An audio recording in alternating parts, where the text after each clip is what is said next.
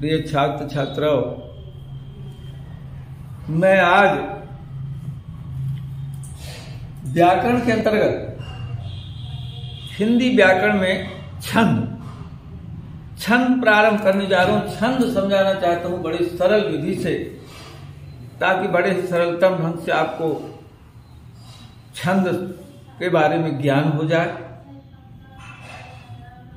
ये हर प्रकार से उपयोगी, चाहे वो प्रतियोगी छात्र हो, किसी परीक्षा में किसी भी सरकार शासकीय या अशासकीय सेवाओं की नौकरी के लिए तैयारी कर रहे हो, उनके लिए भी, और किसी भी क्लास का विद्यार्थी हो, चाहे वो कॉलेज का हो चाहे स्कूल का हो, सबके लिए बहुत उपयोगी है।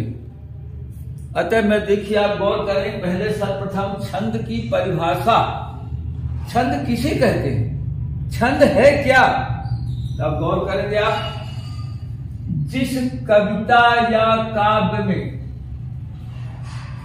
कोई भी कविता या काव्य है, उसमें मात्रा, वर्ण, गण, यति, लय आदि का विचार करके शब्द योजना तैयार की जाती है, उसे छंद कहते हैं। छंद आप क्लियर हो गया कि भाई छंद किसे कहते हैं। ये भी आपको बता दूं, छंद को वृत्त भी कहा जाता है। कहीं आ जाए वृत्त तो समझो कि आप नया शब्द क्या आ गया, इसको समझना बहुत जरूरी रहता है। तो छंद का दूसरा नाम वृत्त भी, और भी छंद का तो एक नाम है पिंगल। पिंगल भी कहा जाता है। अतः छंद को वृत्त भी कहते हैं, पिंगल भी कहते हैं। कहीं आ जाए तो समझ जाए कि भैया पिंगल क्या है, तो समझ जाए कि भाई ये छंद है। आपको इतना जानने के बाद ये मालूम होना चाहिए कि छंद कितने प्रकार के होते हैं, छंद के प्रकार भेद। तो मैं बता दूं कि छंद दो प्रकार के होते हैं, छंद के दो भेद होते हैं।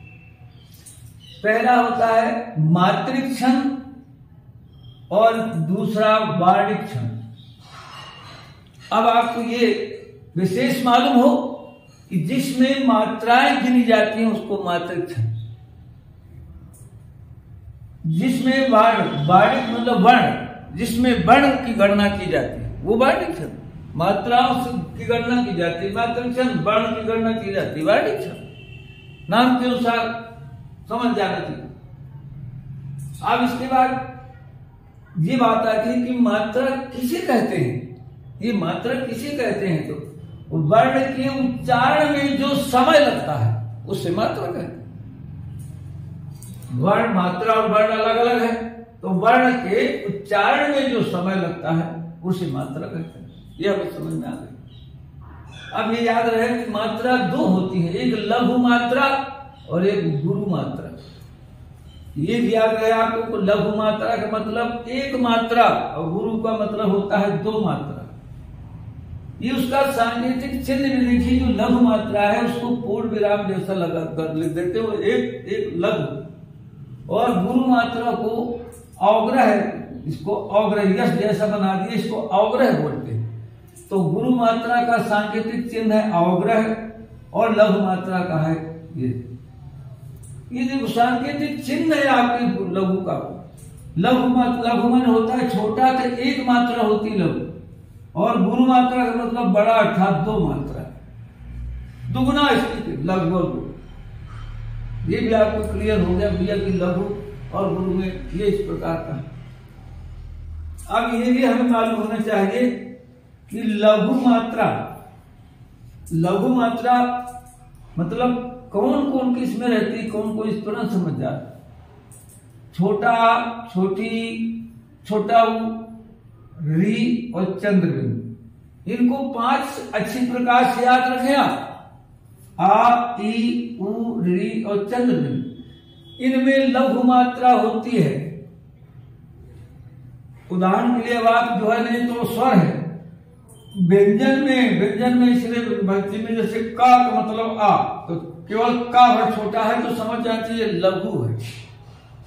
की छोटी की है तो लघु है, छोटा कु है तो लघु है, अब सा में चंद्र बिंदु लगी है तो लघु।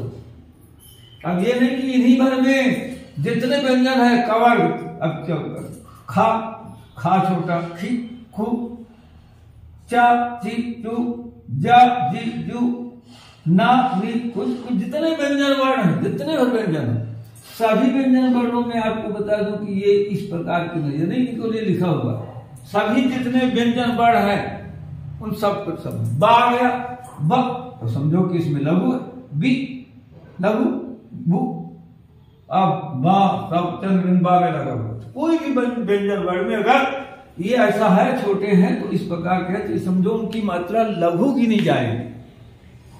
और दीर्घ गुरु मात्रा, जिसको दीर्घ मतलब होते हैं, दो मात्रा किसमें गिनी जाती है, ये आप अच्छे से गौर करें। आ, ई, उ, ए, ओ, औ, और 1.5 अक्षर का मतलब एक और आधा उसमें जुड़ा रहता है।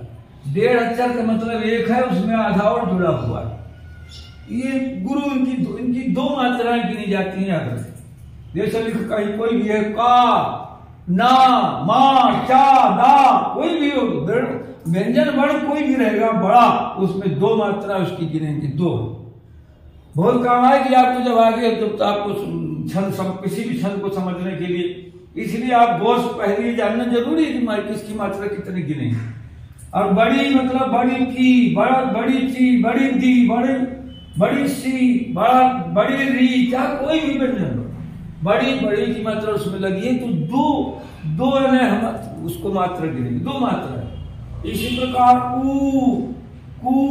मतलब कू,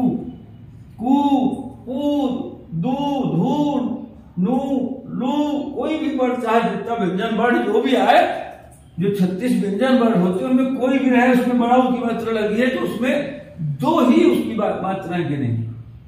और इसके साथ के तो समझ जाओ दो मात्राएं, ने दो मात्राएं, से दो मात्राएं, कोई भी व्यंजन वर्ण होगा उसमें एक ही मात्रा अगर लगी है तो समझ जाना कि उसको दो मात्रा हमें गिनना। इसी प्रकार कै, कोई भी व्यंजन वर्ण उसमें अगर दो मात्रा लगी हो ऊपर तो समझो उसको गुरु मानना, दो मात्राएं गिनी जाएंगी। इसी प्रकार ओ मतलब को, लो, नो, धो, हो, चाहे जो भी आ जाए, हो तो मतलब किसी भी व्यंजन वर्ण में अगर ओ की मात्रा लगी है तो समझ जाओ हमें दो मात्रा उसकी गिनना। इसी प्रकार कौ, औ, लऊ, पौ, दऊ, चाहे जो भी आ जाए, ढऊ, यानी कोई भी व्यंजन वर्ण में अगर दो मात्राएं जिसमें लगी हो उसको अपन दो मात्राएं गिने। अब यहाँ 1.5 अक्षर में भी लिखा हुआ दो मात्रा, जैसे देखिए ना में ये आधा ना भी लगा हुआ, ना में आधा लगा। इसी प्रकार ये देखिए मान लो पा में ये पा दबा, अब ये लिखा धा में, ये धा, ये धा, कोई भी क्या जो भी अक्षर व्यंजन हो उसमें आधा, अगर 1.5 अक्षर एक आधा मिला हुआ है तो उसकी दो मात्राएं गिनेंगे। ये आप मात्रा गिनने के लिए स्पष्ट अगर आगे ना बहुत सरलता के साथ आप समझ जाए। अब इसके बाद आपको ये बता दूं कि किसी भी जो छंद होता है उसमें चरण होते हैं, किसी में 2 चरण, किसी में 4 चरण, किसी में 6 चरण, 8 चरण। तो जो चरण होते हैं उसका दूसरा नाम पद, चरण को भी पद, हर नाम पद नाम से जानते हैं, इतने पद, चरण मतलब पद। तो इस प्रकार से ये समझ जाइए आप कि कविता में जो पंक्तियां होती हैं उन पंक्तियों को चरण या पद कहते हैं। पंक्तियां भाई क्रम से 1 पंक्ति, 2 पंक्ति, 2 पंक्ति, 2 चरण, 4 पंक्ति, 4 चरण, 6 पंक्ति, 6 चरण। तो कविता में जो पंक्तियां होती हैं उन पंक्तियों को चरण या पद कहते हैं। यह आपको स्पष्ट हो गया कि भाई चरण क्या है और किसे कहते हैं। अब यज्ञ की बात आ गई।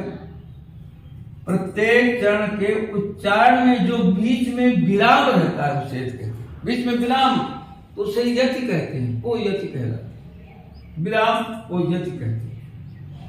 आप ये समझ गए, ये क्लियर चीजें आप समझ गए। तो अब तो उसके बाद अगर ये समझ में क्लियर आ जाए कि आपको जो कल हम छंद करना बताना शुरू करेंगे तो आपको बड़ी सरलता से समझ में आ जाए। तो आप पुनः गौर करें कि हमको मालूम हो गया, जैसे यहाँ पर लिखा हुआ है देखो, वर्ण, गण, यति, लय, तो वर्ण के बारे में तो आप समझ जाते हैं। गण को मैं पहले विस्तार से बता चुका हूँ एक बार। यति के बारे में बता दिया कि यति क्या है, विराम राम। अब रह गई बात लय।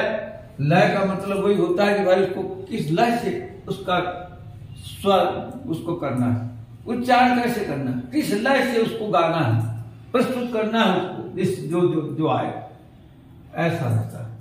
इसलिए ये छंद का आपको पहले पृष्ठभूमि पूरा संक्षिप्त विवरण परिचय दिया। अब आपको कल इसके बाद अगला, अब आपको कौन जो छंद है और जिन छंदों के बारे में हमें ज्ञान करना है उनको विस्तार से कल बताया जाएगा।